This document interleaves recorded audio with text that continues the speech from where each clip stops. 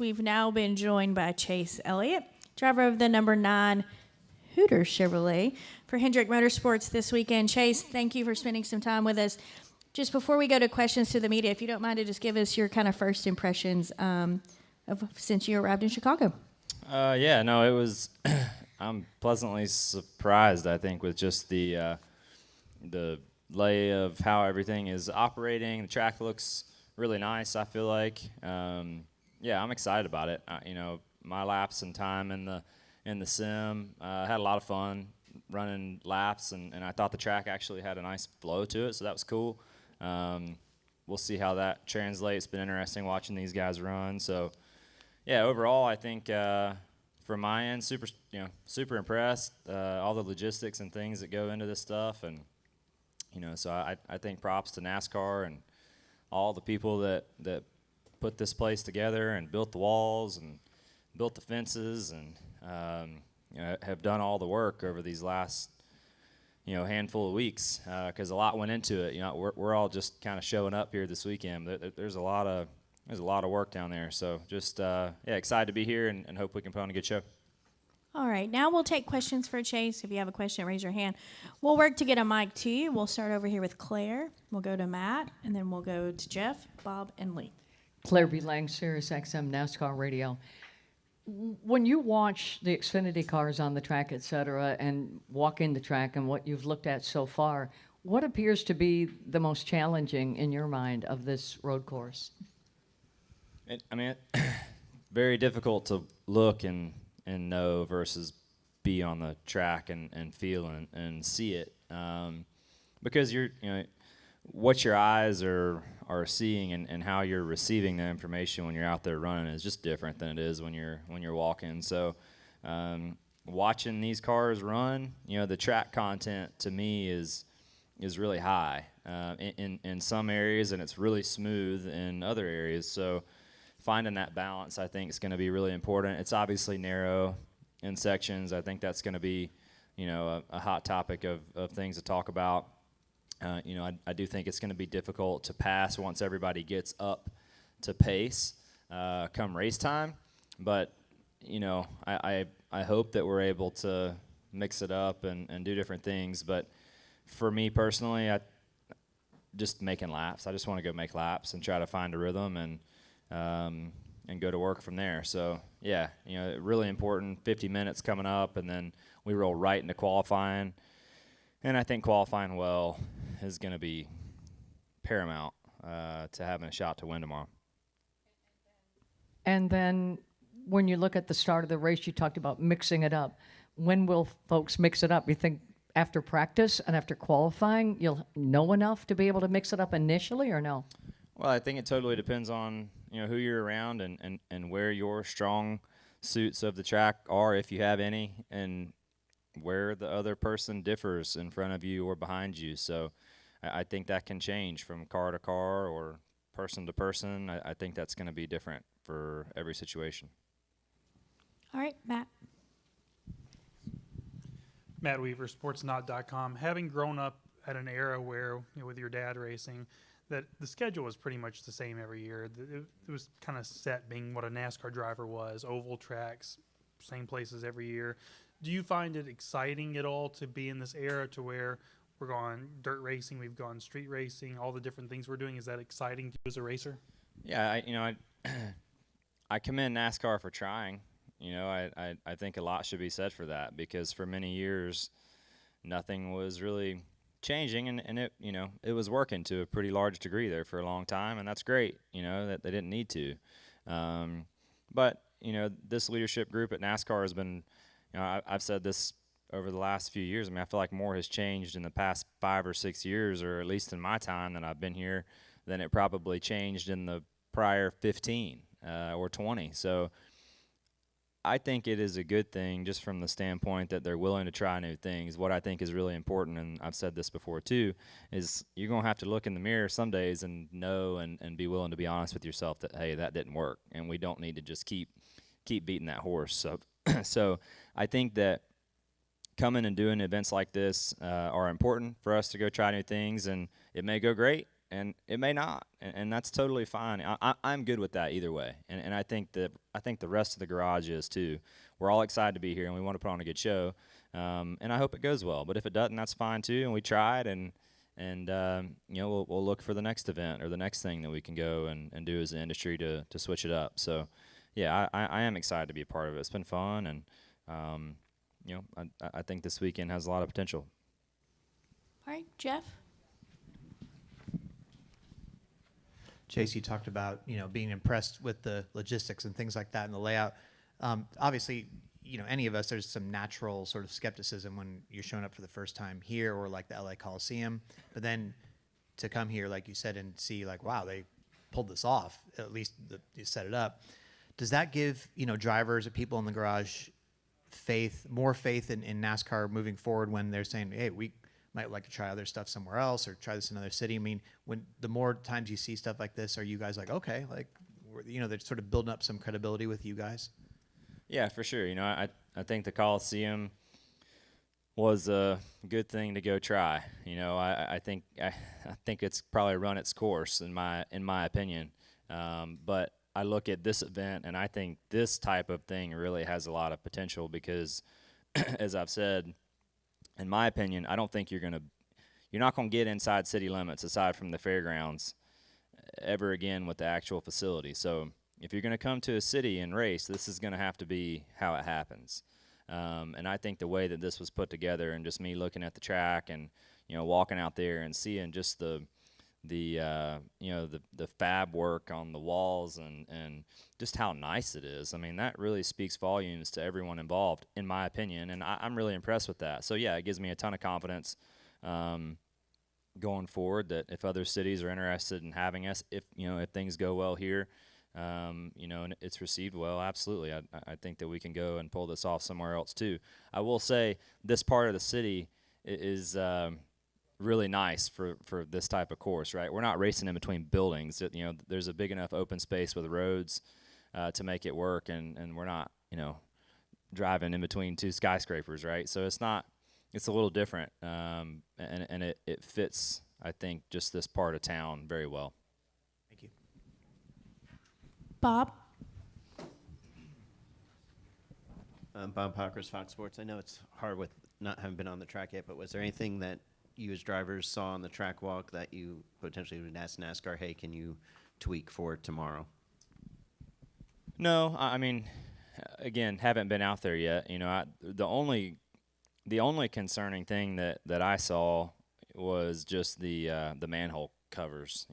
I know they had welded them, but there was a couple places that looked like the welds, whether it be from equipment running across them, like they need to be redone. And I think a couple of them are going to get really used up more than others. So I would look at that, right? Because if one of those things pops up a little bit, you're going to destroy something pretty bad. So, outside of that, no, there's not a lot of runoff room, which, would like to see that if you were to blow a corner or something.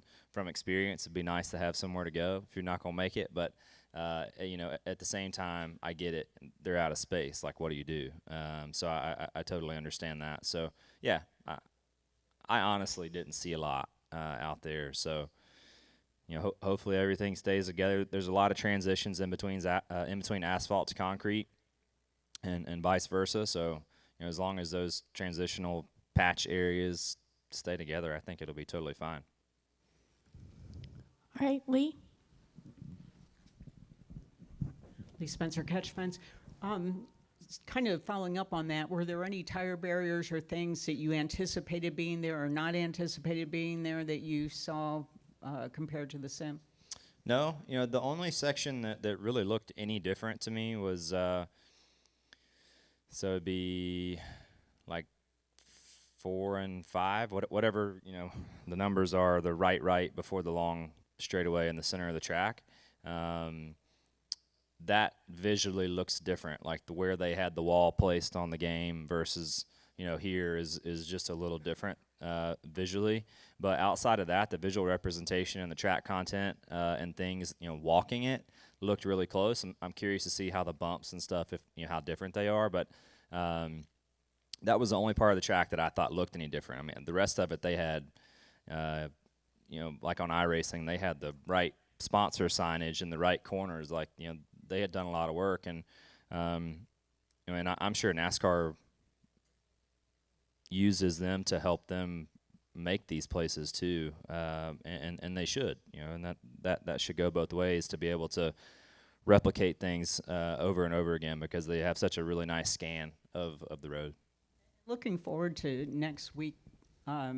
You had such a dominating performance at Atlanta a year ago, led 96 laps, won from the pole. What did it mean to have such a convincing performance at your home track?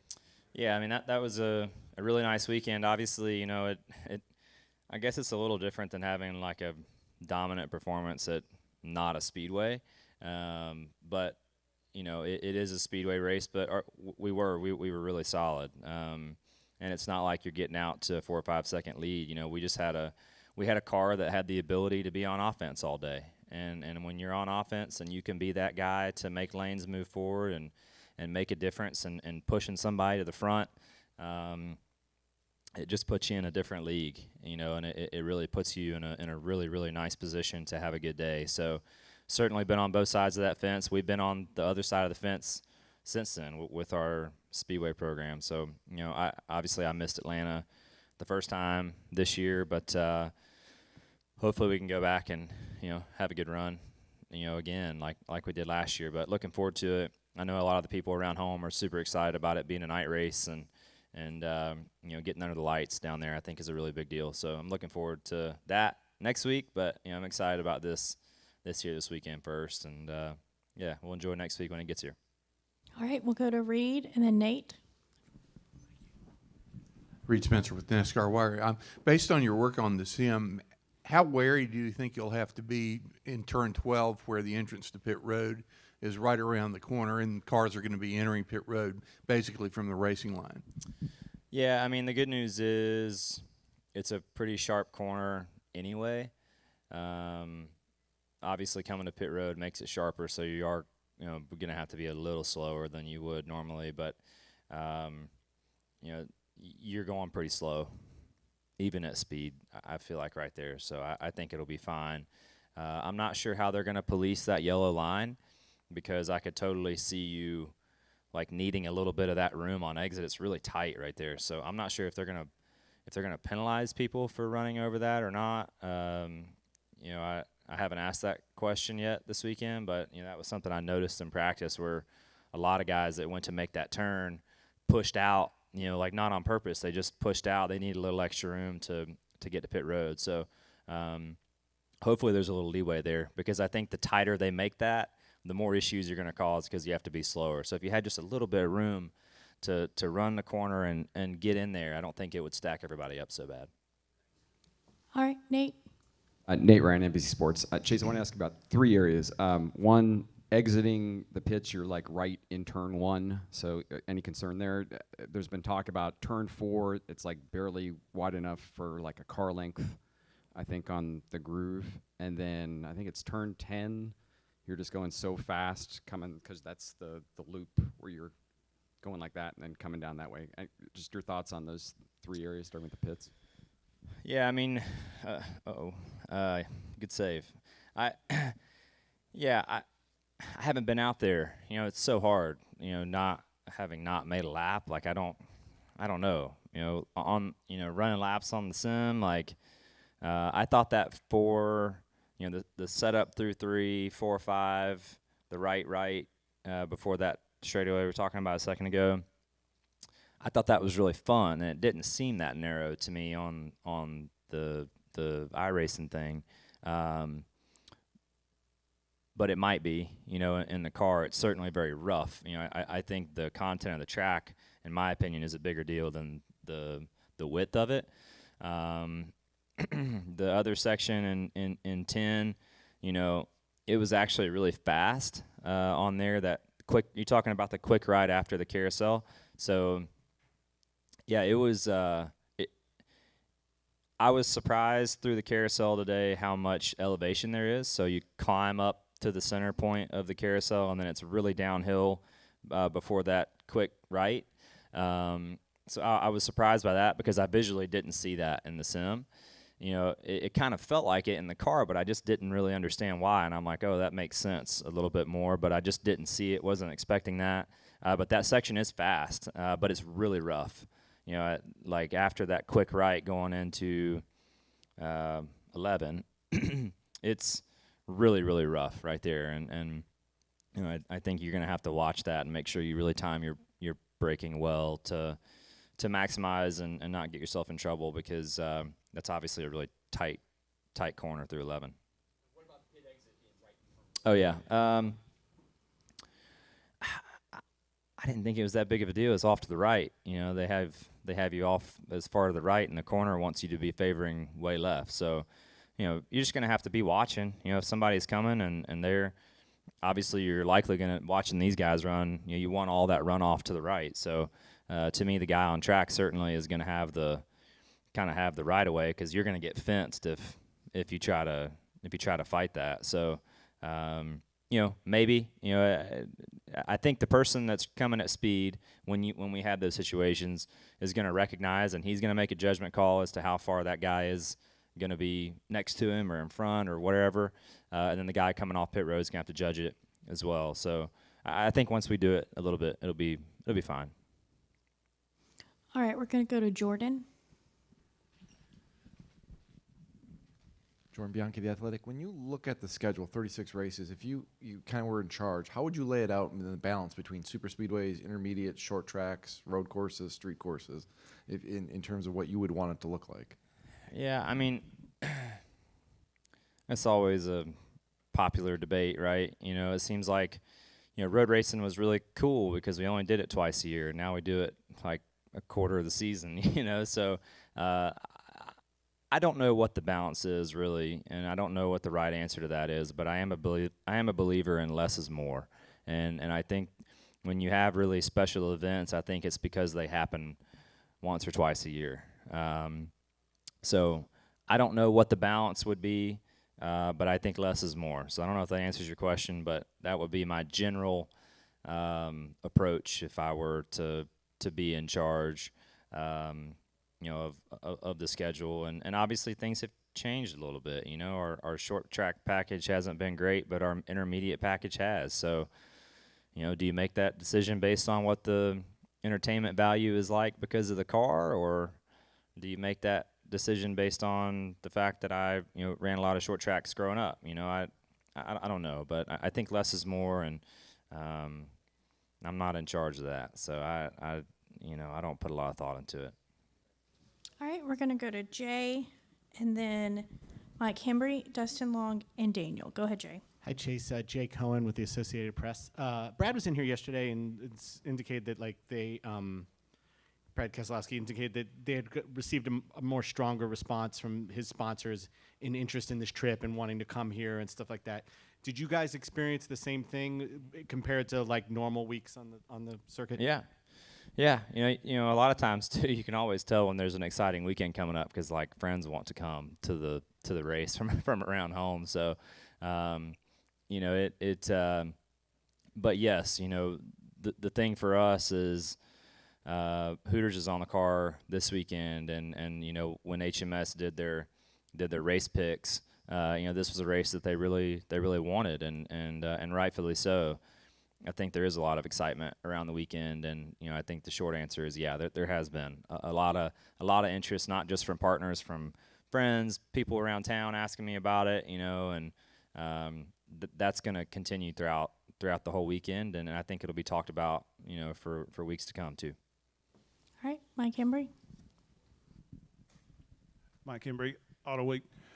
Chase, speaking of events, this has been described as much as an event as a race. Is it important from the driver's perspective that you look at that you're part of an event as opposed to a race? Is that in your head at all? Well, yeah, I mean, you know, they're all events, you know, at the end of the day. I mean, you know, this is all entertainment at some point, right? So yeah, I do think that it is been looked at like that, and I think that's I think that's good. You know, there's nothing wrong with that. And somebody asked me last weekend, well, what would make this a good show? I'm not sure that it means we have to have a last corner pass or they asked me what it would take to make this a successful race. And I don't think it has to be a last corner pass for the win. If that happens, great. You know, then yes, you know, somebody hit a home run. But I think if the environment is exciting, you know, everybody does their job off the racetrack, and it's a fun place to hang out. Everybody here in town wants to be here. We make this the event here in Chicago this weekend. Whether the race is a great show or not, I think it'll be a success, and that's how I'm looking at it. So I have an extremely open mind coming into it, and I'm excited about it. You know, ready to get on track and see how it goes. And to end here, I'm sorry we won't get to everyone with Kevin Harvick arriving, but we will end with Dustin. Go ahead, Dustin. Dustin Long, NBC Sports. Chase, I was curious about what your thoughts about the restart zone coming before turn 12. And also, it sounds like talking to spotters, not really sure anybody can really see that vantage point and how you judge that. And look, if you're at the front, great, but if you're 5-6 rows deep and people start checking up, there's nobody to yell check up or anything. How do you address that situation?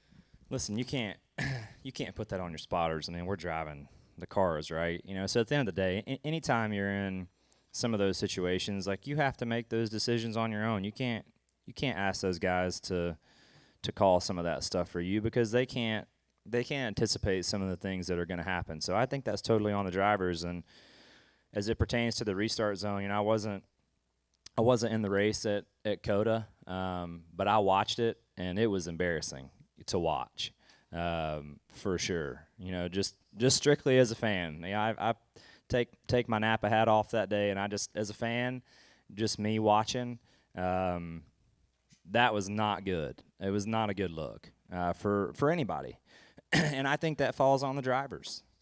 Personally, I mean, I think that falls on the drivers to make better decisions and not just run people over, you know, getting in the corner. So,